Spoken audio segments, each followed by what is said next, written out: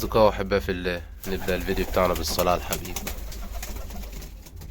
ما بحبش أطول عليكم في الفيديوهات والله بصراحة، عشان خاطر بس اللي هو ما تزهقوش. يعني بعمل فيديو دقيقتين، دقيقة، أبص ألاقي اللي اتفرج دقيقة 30 ثانية قام طالع ما بيكملش الفيديو. أنا ما عنديش مشكلة والله، أنا عايزكم انتوا اللي تستفادوا مش أكتر. يعني أنا بأثر في الفيديوهات مش زي بقية الفيديوهات. الناس بتنزل بالعشر دقايق والربع ساعة ويقعد يتكلم، بيبقى فيه استفادة برضه، لكن انا بحاول اخلي الاستفادة بتاعتي اسرع بصراحة.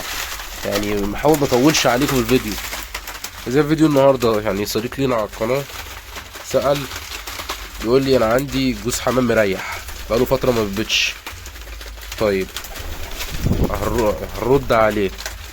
جوز الحمام المريح ده بقاله قد ايه عندك؟ يعني بقاله سنة، اتنين، تلاتة عندك، ولا انت كنت شاريه شبابات وبعد كده فرخ عندك مرة مرتين ومطلعش؟ على حسب. يعني لو فرخ عندك مرة ماشي، مرتين ماشي، 3 مرات وريح ماشي، على حسب هو فرخ عندك كم مرة وريح. يعني مثلا فرخ عندك كذا مرة وريح مفيش مشكلة. تعالى نمسك الدكر نشوف الدكر ايه دنيته. الدكر يعني كان شغال، كان بيحصي حصوايا حصوايا، ولا كان ايه دنيته؟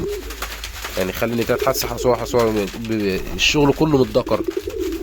دكر كويس النتاية تبقى كويسة، لان النتاية بتحتاج بس ايه؟ حاجتين اتنين، كالسيوم ودكر كويس، مش تخلي النتاية تحصى على طول وتشتغل على طول. طيب هنمسك الدكر في كذا حاجة تخلي الحمام يشتغل تاني، مش حاجة ولا اتنين.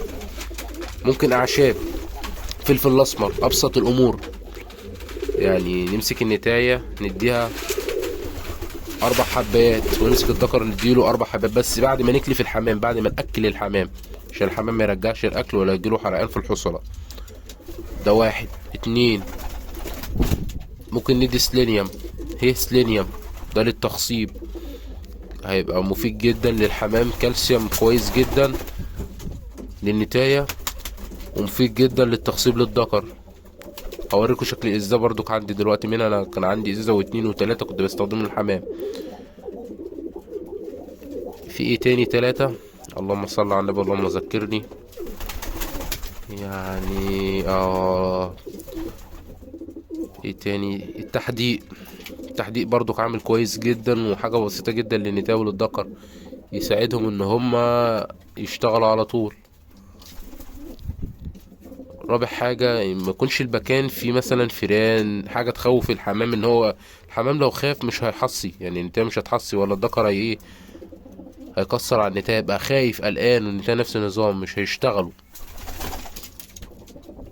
بس فانا ده كان محتوى فيديو النهارده، وده يعني بحاول ابسط لكم الدنيا في الفيديوهات على قد ما اقدر، وان انا مطولش عليكم على قد ما اقدر. فياريت تتفرجوا على الفيديو للاخر، يعني انتوا هتستفادوا.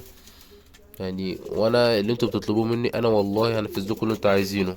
بصوا الحمام قافش بعضه، الدكرين قافشين من بعضهم، والدكر التالت طلع وسطيهم اهو. ده نزل ملقاش فايدة. بس وده كان فيديو النهارده، ويا رب تكونوا استفدتوا.